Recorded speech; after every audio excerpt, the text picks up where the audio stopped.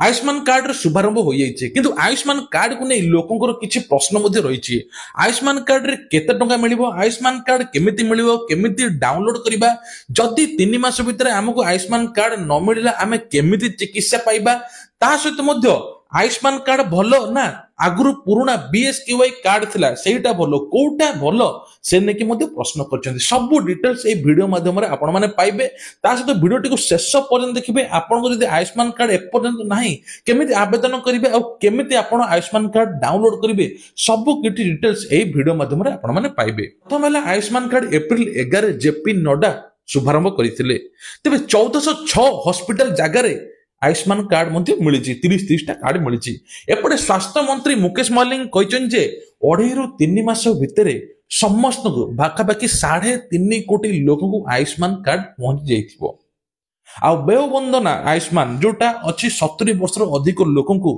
तांको मध्य मिली जिवो तो सेमाने बोधे चाहिए मध्य वेबसाइट के जाई कि डाउनलोड मध्य करि परिबे प्रथम हला कथा उठुची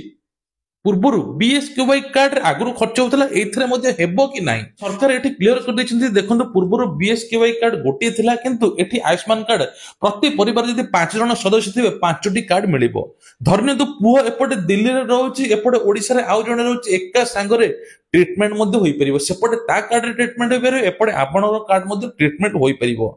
सेकेंड रहला आपनकर आयुष्मान कार्ड केते टंका मिलिबो महिला पई 10 लाख अप टू अछि एवं पुरुषों पई 5 लाख अछि आ 70 वर्ष ऊर्ध्व हिताधिकारी अप टू महिला पई 15 लाख एवं 70 वर्ष पुरुषों पई एथर अछि 10 लाख टंका ये सरकार पूरा क्लियर कर दैछंती ता सहित लोक माने कहछन्ते हमको आगे टंका खर्च करबाकू पड़िबो कि देखंतु एपटे सरकार कहछन्ते गोटे वॉलेट सिस्टम हेबो जोटा कि आपनकर एटा सब ऑनलाइन प्रोसेस हेबो आगुरु कोन ना बीएसकेवाई कार्ड रे जे कोनसी मेडिकल आपन ट्रीटमेंट करथले आपन केते टका खर्च होतला कोन होतला ज्वर ठंडा काश नॉर्मल हेले मध्य मेडिकल ठकी करथला बा मेडिकल टंका नै जाउथला आपन नै बिल हेतला लाख लाख टका किंतु एबे सब ऑनलाइन द्वारा सब किछ अपडेट रहबो आपन कोन होतला कोन डिजीज सब किछ केते टका खर्च होतला कोनसी प्रकार मेडिकल अधिक चार्जेस करि परिबो नाही सब किछ डिटेल्स तथ्य रहिबो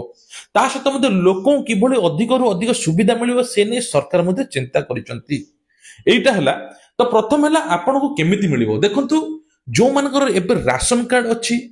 तांकू एबे आयुष्मान कार्ड प्रथमे बंटा जीवो अंगनवाड़ी कर्मी ता सहित सीएससी सेंटर मु जाई आपण माने आधार कार्ड देकी आनी परिबे सेकंड रे जो माने नुवा आवेदन करिवे एपटे सरकार कहचन जे आपण पेंशनधारी होइथांतु आपनकर चाकरी गवर्नमेंट चाकरी होइता आपण पेंशनधारी होइथांतु मध्ये आपनको मिलिबो 70 वर्ष जो माने ऊर्ध्व हिताधिकारी गवर्नमेंट चाकरी करथिले मध्ये तांको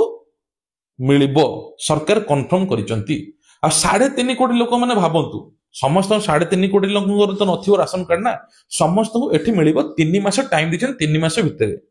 आ गोटे प्रश्न आपण मन रे आसु 3 मास भितरे जदि मिलिबो तो सेही 3 मास भितरे हमहु जदि किछि डिजीज हला किछि रोग हला हमें केमिति ट्रीटमेंट करबा हम पाखे तो सेही कार्ड नथिबो हम पाखे भी नुवा कार्ड नथिबो तो हमें केमिति ट्रीटमेंट करबा एपटे स्वास्थ्य मंत्री मुकेश मल्लिक पूरा क्लियर करी कहचन जे जदि 3 मास भितरे आपनकर पाखरे कार्ड पहुंची नाही आपन को कोनोसी प्रकार डिजीज हला आपन आधार कार्ड देखेकी सब किछि चिकित्सा मध्ये पाई परिबे सेतिकी अमाउंट रो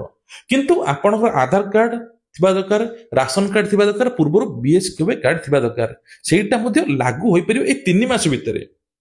मन रखितांतु आ जदि आपनकर नथिबो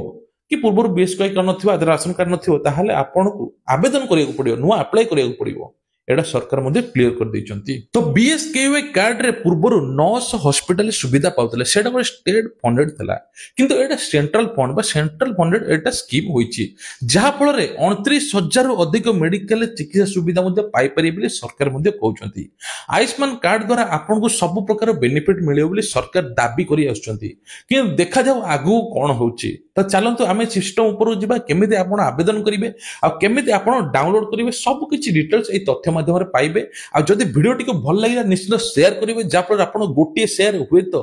कहार जीवन मध्ये रक्षा पाई परिबो कि मध्ये कार्ड टे पाई परिबो चलो जी सिस्टम देखो प्रथम आपण मैंने यही साइट को जी साइट है नेशनल हेल्थ अथॉरिटी यही साइट को आपण मैंने जी NHA.gov.in साइट को जी साइट को गलापर आपण मैंने 70 वर्ष प्लस को आवेदन करेंगे किंतु एठी आपण को प्रथम जावाक पड़े बेनिफिशियरी को सिलेक्ट करेंगे सिलेक्ट कर सारापर आप कैप्चा देवे जहाँ साइट लिखाई से लिखिदेवे आप मोबाइल नंबर देवे भेरीफाई करने गोटे ओटीपी आप मोबाइल नंबर को जी ओटीपी सिलेक्ट कर सारापर ये देखो आसीगला ऑप्शन एटी PMJY सिलेक्ट करेंगे सहित स्टेट सिलेक्ट करेंगे सहित आपंकर सब स्कीम PMJY सिलेक्ट कर सारापर ये आपंकर डिस्ट्रिक्ट सिलेक्ट करेंगे डिस्ट्रिक्ट सिलेक्ट करापर आधार नंबर सिलेक्ट करेंगे आधार नंबर ये एंट्री करदे कैप्चा एंट्री करदे एंट्री कर सारापर आपंकर आधार नंबर जितक सब थी कार्ड सब कार्ड डिटेल्स पलि आस भेरीफाई आप्रुव जब थी निश्चित पलि आसला साइट कर्नर देखो डाउनलोड ऑप्शन अच्छी डाउनलोड करेंगे आधार कार्ड नंबर देवे भेरीफाई करेंगे ओटीपी जीव ये आलो करेंगे तापर आपंकर आधार कार्ड गोटे ओटीपी जो मोबाइल नंबर लिंक थी ये मोबाइल नंबर जो लिंक थी से मोबाइल नंबर को ओटीपी जीव ओटीपी कलापर देखो कार्ड सब पलि आसला 4 जन कि 5 जन जेकोसी कार्ड पलि आसले आप जो आगुरी लिंक थी तो आप भितर सिलेक्ट करेंगे कौ कार्डटा डाउनलोड करने चाहते चाहिए सिलेक्ट ऑल करेंगे देखो गोटे सिंगल सिलेक्ट कली सिंगल सिलेक्ट कर सारापर आपण कौ टाइप आपण मैंने कार्ड को डाउनलोड करेंगे आधार कार्ड देखिए डाउनलोड करेंगे ना IR स्कैन ना फेस ऑथेंटिकेशन तो आधार कार्ड सिलेक्ट कर सारापर आधार कार्ड को आम देदेले आधार कार्ड दे सारापर आयुष्मान कार्ड देखो ये टाइप पलि आसला ये गोटे सिंपल प्रोसेस।